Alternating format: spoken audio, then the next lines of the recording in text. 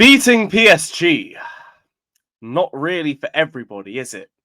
But it is something that is easily done by your world champions. Big up to every single one of you that's locked in.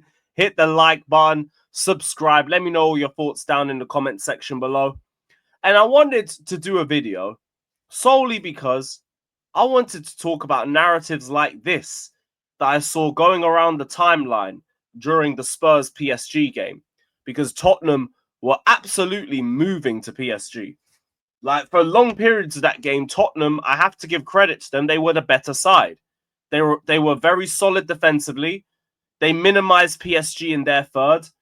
When they went forward, they weren't necessarily the most threatening, but they had a game plan that was working, and they just had to take their chances when they came. And it did. Chevalier had a howler for the second goal. A first goal that I do think Donnarumma would have saved, but was still a pretty good header as well. But Spurs took their chances. And while that was happening, we have yet again rival fans trying to talk their garbage, talking about how the value of our Club World Cup final win is going down just because Tottenham are doing a job on PSG. A PSG side, by the way, who are so stupid, they didn't even have a pre-season game before this. Their last match was literally against us before playing in this competition. Then the rivals are doing the whole, the value of the Club World Cup final win's gone down. Now what? Because Spursy happened yet again. And yet again, us as Chelsea fans have to remind all of the other unwashed mortals that we're the only team, not just in the city, but in the entire country, that has been able to put PSG in their place. 1 month to the day since we beat them in the final and conquered the world. They haven't had a game since. They only played well for the best part of 10-15 minutes, and it was enough to see them through to penalties. And then Spurs went 2-0 up in the penalty shootout, and they bottled it from there as well. If I could sum up Tottenham Hotspur in just one game, it would be this game. A game where they fought valiantly. They were the better team for long periods. They took the lead, and deservedly so, and still left as losers, because that's exactly what Tottenham Hotspur do. Now, banter aside, what I will say is Thomas Frank really showed that he does have what it takes to manage Spurs against the big teams, because he had a game plan that was working. What didn't work was his options off the bench. His options off the bench were mediocre, and the options that he did pick sent the game swinging back in PSG's favour. Paulinho absolutely locked up PSG in the midfield. As soon as he got taken off, Archie Gray came on. They suddenly start getting a lot more space in the middle.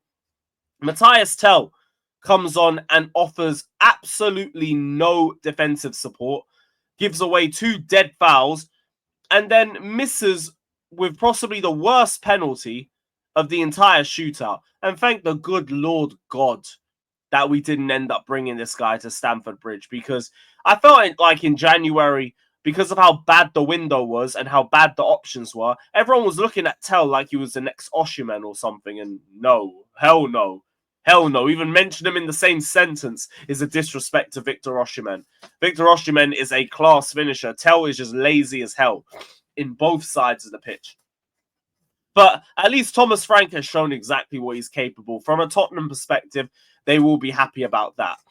And for me, I'll be real, I got everything I wanted. Even if Spurs won, it wouldn't have been any problem to me. I wasn't actively celebrating Tottenham or wanting them to win, but it's the same energy as the Europa League final. If Spurs were to win, I'm weaponizing it against Arsenal fans, because that's yet another trophy that they've got to before the groomers have.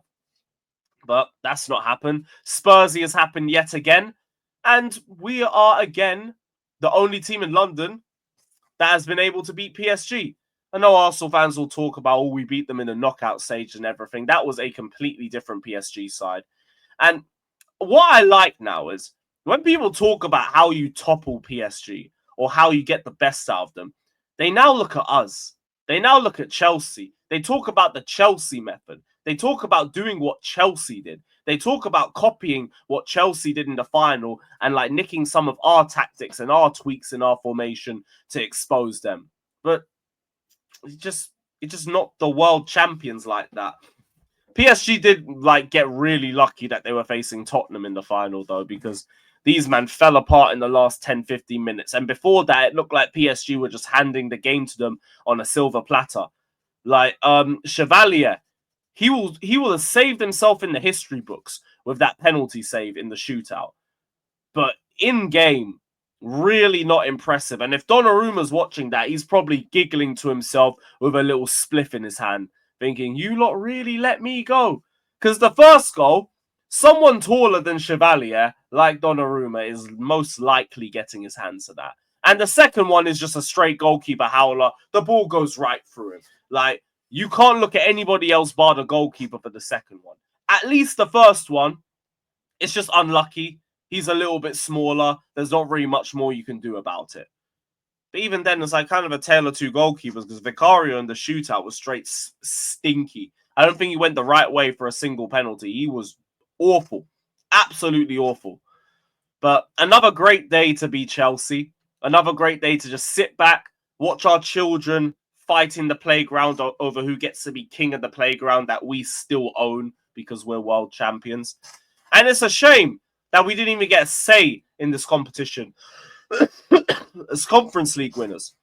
I always feel like Conference League winners should be facing Europa League winners, and then the winner of that gets to play the Champions League winner. Or if you're just a World Cup winner, you should just get thrown into it in the first place. But that is a story for another day. Thankfully, that is over, because for long periods that first half, that game was like watching paint dry, and I need Enzo Maresca football back at Stamford Bridge as soon as possible. So I am so looking forward to the game on Sunday against Crystal Palace, especially because of this brother as well. The man loves to do the most moaning about Chelsea Football Club and everything. I cannot wait until Chelsea put Palace in a fat blender on Sunday. Because these men will still be hungover over their dinner plate win, and they might not even have Eze, and they might not even have Mark Guehi, depending on how the transfer window goes over the next 4 to 5 days. But that is the end of the review. Let me know all your thoughts down in the comment section below. Beating PSG isn't for everybody. You guys have just got given yet another example of that. And yeah, today is day 31 of the 1,461-day reign as your world champions. 208 weeks, 4 years. Let us know your thoughts down in the comment section below. Don't forget to hit the like and subscribe button on your way out. And we will see you tomorrow, hopefully for some more transfer news, because there was absolutely nothing today to talk about. Genuinely nothing. So thank God we had the Super Cup at least. But let me know your thoughts. Like, subscribe. Up the Chelsea. We out. World champions have left the building.